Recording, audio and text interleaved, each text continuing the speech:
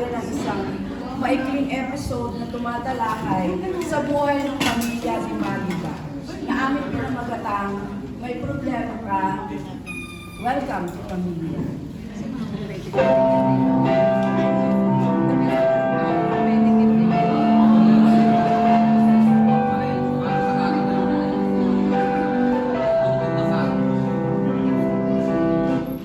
Sa isang tahimik na barangay, may isang pamilyang hindi matahimik. Kapag umaga ay may pagtatalo.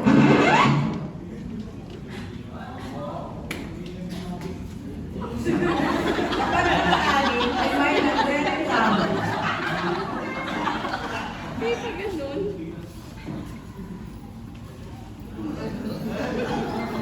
At kapag gabi, may meeting naman tungkol sa problema. Ito ang bahay ni Berto at Jean. 25 years na silang mag-asawa, pero gabi-gabi, ito ang eksena. Walang ulam, walang salita, walang pag-asa, hanggang sa dulo sa buhay.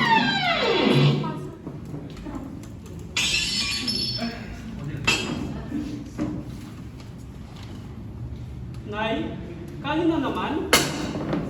Wala, yan lang meron tayo eh. Tay, saan ka galing? Ako naman nagbayad ng tubig at kuryente natin. Bakit tinataasan ng boses, ha? Kailangan ko sa labas, lunch. Nag-inom ka na naman, Perto! 2 buwan ka nang walang inom pera sa bahay na to. Saan napupunta sahod mo? Sumubok lang ako magsugal para makabawi lang. Babawi! Yung pang tuition fee ni Elmar, pinangsugal mo! Yung pang grocery natin, pinangsugal mo! Yung tigtitan ng pamilya natin, sinugal mo! Ano ba, Perto? Tay, tama na. Hindi, Marlon! Ang tagal mo lang nagtitiis! Para magbago yan! Ang tagal mo lang nagpabayad sa bahay! Ang tagal mo lang nagtatrabaho, tapos uuwi kang walang dala, walang pera! Ano na, Berto? Baka labis na nga dito. Umabas ka! Ka magpakita sa akin!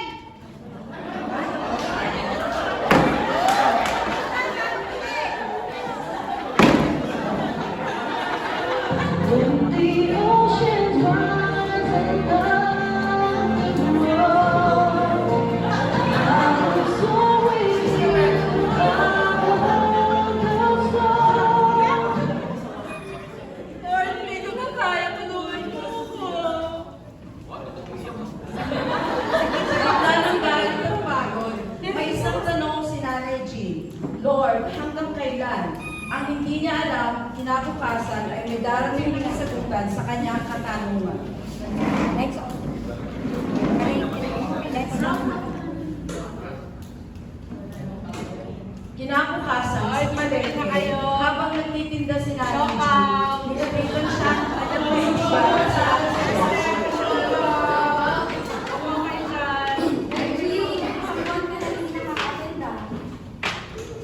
Busy lang ate. Ay, bili kayo, bili kayo. At sa camera, Si Berto, sugal pa rin ng sugal. Namo problema ako kung ano nang ipagbabayad ko sa mga bills natin sa bahay. Tawag mo muna yun na, isama ka sa amin. Meron kaming cell group mamaya. Walang judgment, 7 kasama ko asawa ko. Nakakatulong ba yun? Si Lord nagtutulong sa atin kapag alala. Tayo kita ah. Isang simpleng invitasyon, pero ito palang magiging daan para sa bagong pag-asa. Nagpunta ang pamilya ni Manipa sa isang small group na pinagbibilang ang aming chef at doon nagsimula sila ng salita ng Diyos.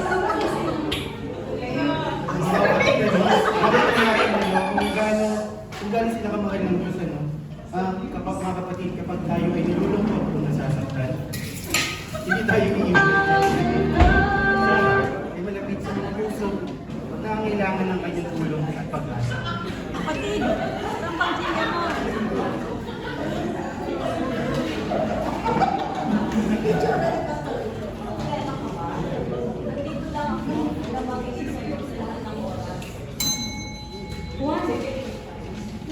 maaari mong sabihin yung mga problema mo. Handa akong makinig. Nahirapan na kasi ako eh. Yung asawa ko lagi niyang susugal. Wala na akong maibayad sila ng mga kainin. Nagawa ko kasi lahat ng mga kaparaanan para sa ating pamilya. Gusto ko makabawi kaya naisipan ko mas Nagsisigaw.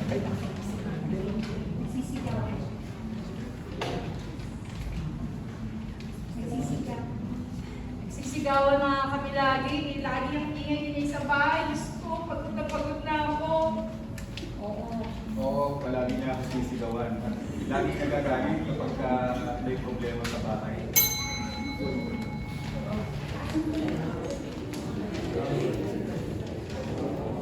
Naiintindihan ko ang sitwasyon mo.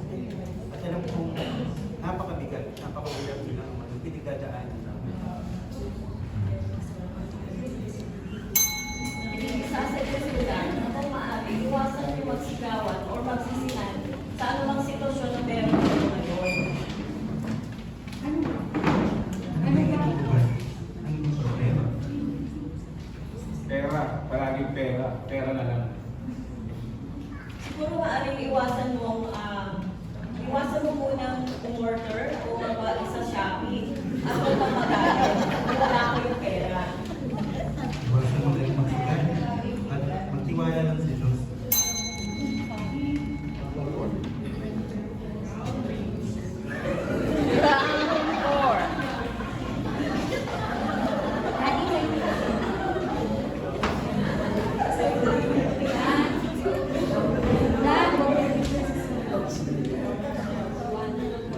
Dad!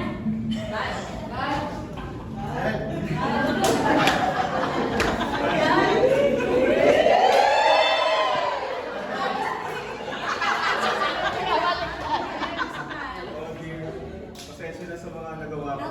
And magbabago na ako at pagbubutiin ko ang pagkahanap ng trabaho. Ako rin magbabago na din ako mag-Shopee. Hindi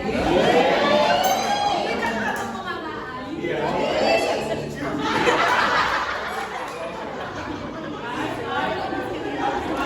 Hindi sinabi ko naman sa kanila. Bawal.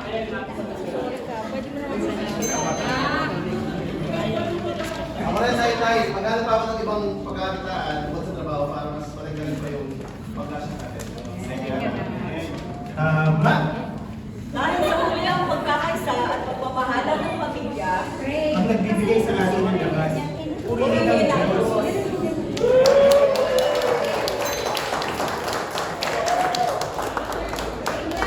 Oh, wait lang daw.